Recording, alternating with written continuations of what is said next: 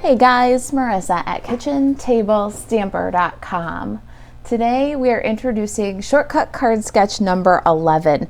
I love this card sketch. It's going to be a great one for using up those designer series paper scraps. Here's our card for today, and let's take a look at what we need to make it. I've got an 8.5 by 5.5 scored at 4 1/4. That's our level A, and I'm using Pool Party today. And for B and C, which are our designer series papers, those are 1 inch by 5 inch. And we're using the Be Mine designer series paper. Then any shape of your choice for D, I'm going to use this little guy right here. And I cut this from Daffodil Delights using the Fluffiest Friends dies. All right, so these are a cool set of dies that cuts out the Fluffiest Friends stamp set animals, but it also has this awesome little dome, which I think makes a great kind of doorway, or in this case beehive and grass and leaves and balloons and branches, all kinds of standalone little treasures in this set. You can bundle with the Fluffiest Friends and save 10%. I really like this die set as a wingman for the Be My Valentine bundle. We're also going to use for our beehive, so this is kind of still on that level D, a white wiggly oval and a black smooth oval, and we cut those with the oval duo punch. All right, so those are already ready for us. Then lastly, E is any shape of your choice, and I've got just a strip of basic white cardstock here. It is a scrap, but it measures about 4 1/4 by 1/2.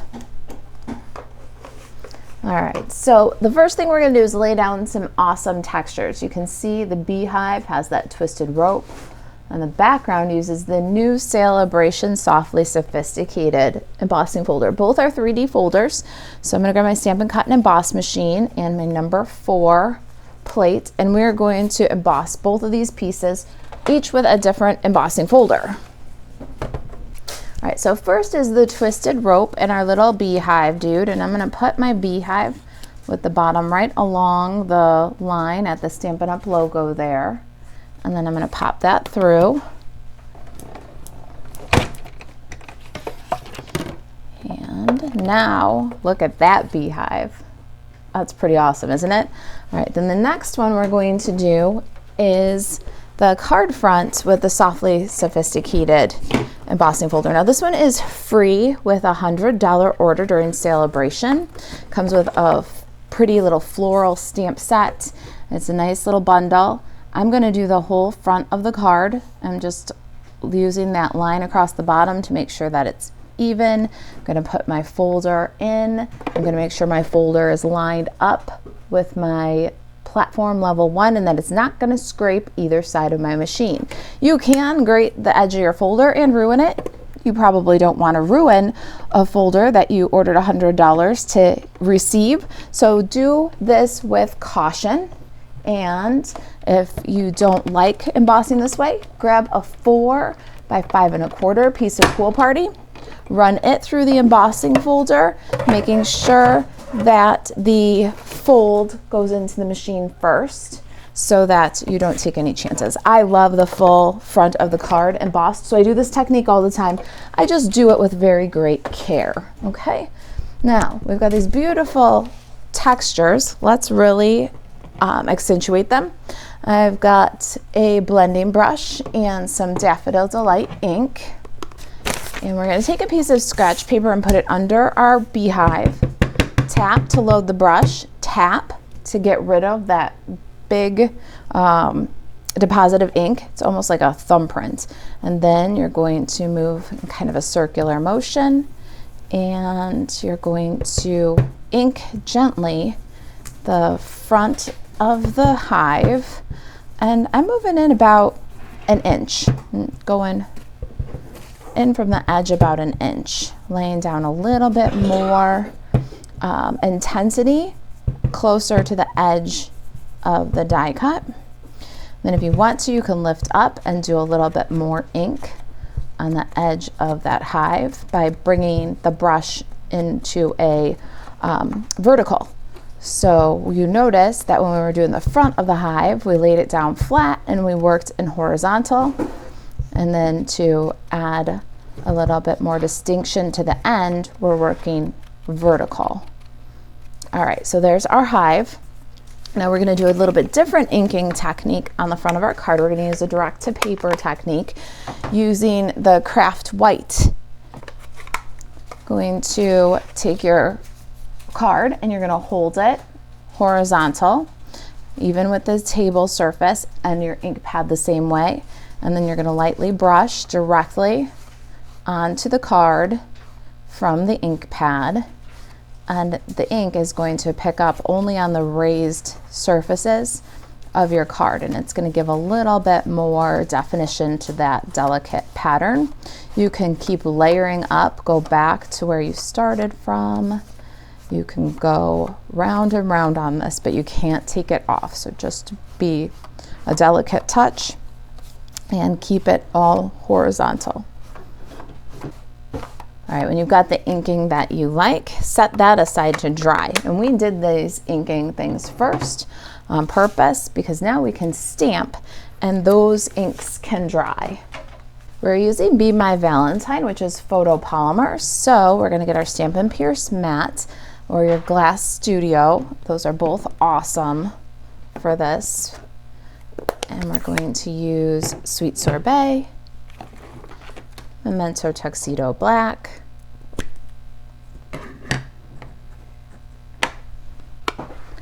Pool Party, and Daffodil Delight for our stamping. Let's put these aside to dry and bring in our sample over here so you can see what we're aiming for.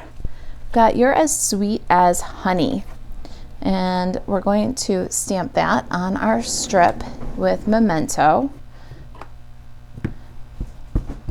And it's going to go just a little bit to the right of center because we're also going to add a bow onto the end of this strip. So just a little bit right of center.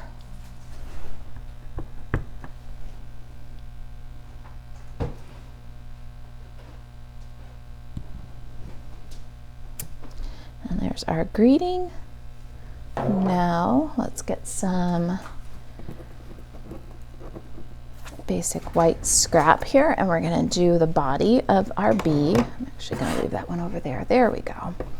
I've got Daffodil Delight, and we're going to do the body of our bee. Now the bee always faces to the left and the stinger is always to the right. In the stamping process, you can decide whether your bee goes left or right after the stinger's applied.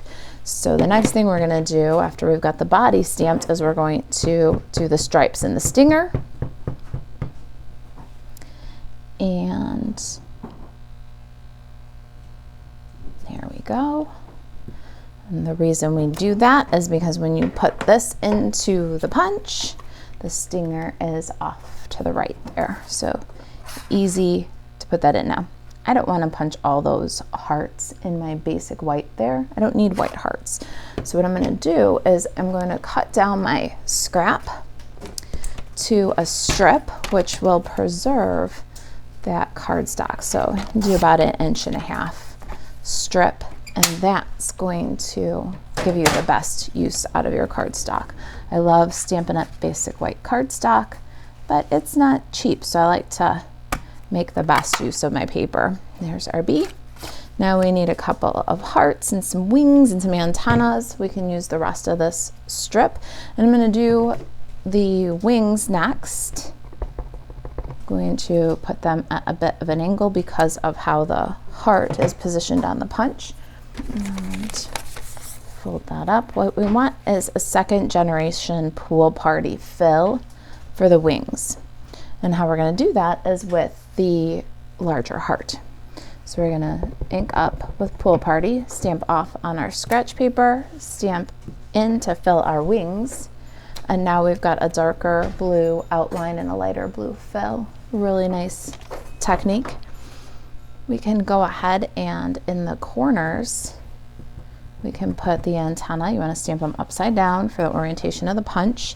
And we're going to do a couple little hearts. Let's see if we put one here and we put one here. Can we get the wings out without ruining our little hearts? Let's find out. First, we're going to get the wings.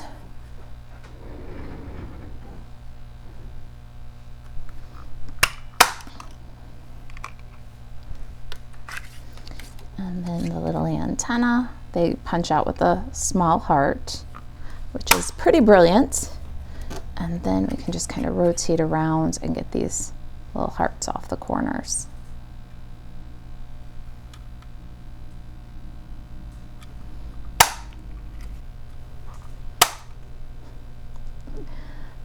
All right, that's all of our little bits. Let's get a face on our bumblebee. Here's where we can decide that he's gonna be facing the other way. Got the little smiley face. I think there's 5 different faces to choose from. We're going with this eyes wide open and a full smile. Isn't that cute? All right, let's clear away the ink pads and we'll assemble our little bumblebee.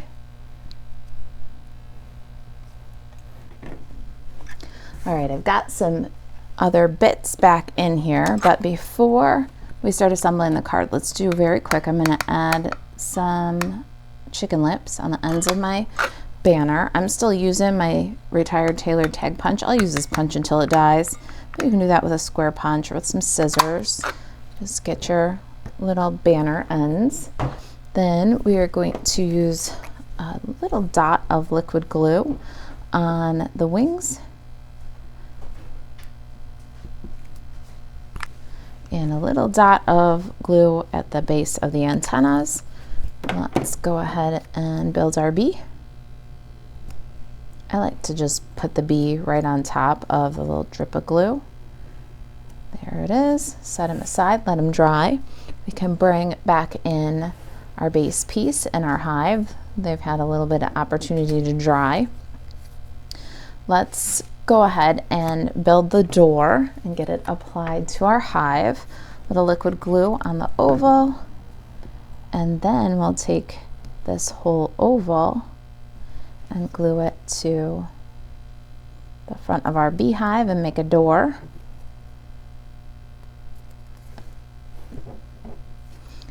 I'm gonna go almost entirely on there.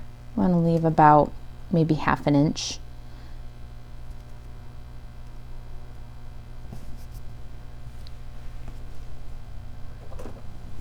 Can grab some paper snips, flip over, and cut off the excess. There's our little hive. Let's apply our designer series paper strips. Can you guys guess what I'm about to say? I hate to put glue on the pretty side of the paper, but we're gonna add our little strips. I love liquid glue because I can kind of lay them down and slide them over, make sure I like the angles. Once I got it, then I can burnish down. Next is our hive. I'm being pretty generous with the glue because we've got an embossed surface going to an embossed surface. And I've got a little bit right of center because we're going to have that banner and bow. So a little bit right of center. And next up is our banner. And we'll pop that right across the beehive. Show a little bit of the door underneath. There. Oh, my banner's still just a little smidge long, so I'm going to just follow that with my scissors here. Give it a haircut. I don't want it to be wider than my card. Here we go. A little more glue under there.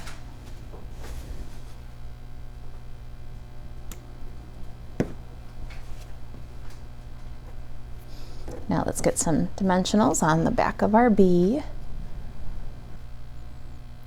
All right, our bee is sticky. We're going to add to our card.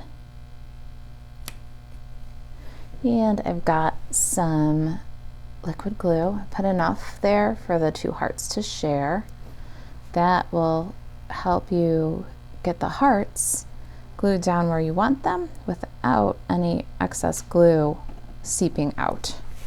Pretty good, huh? Now if you did our paper sampler and sketch series, you got a full package of the Baker's Twine 3-color, and we're going to use the blue one. It's balmy blue, but I am not offended using it with the pool party. I think it kind of chameleons once you take it away from the package and put it with the pool party. You could use the lemon lolly if you prefer. That one's pretty nice with this as well. We'll just tie a double bow, and my double bows can be a little bit wily, so I'm just gonna tell you, I end up cutting them or making them just a little bit bigger than they probably need to be, but we're gonna cut away and then add it with a glue dot. I'm gonna take your pick tool.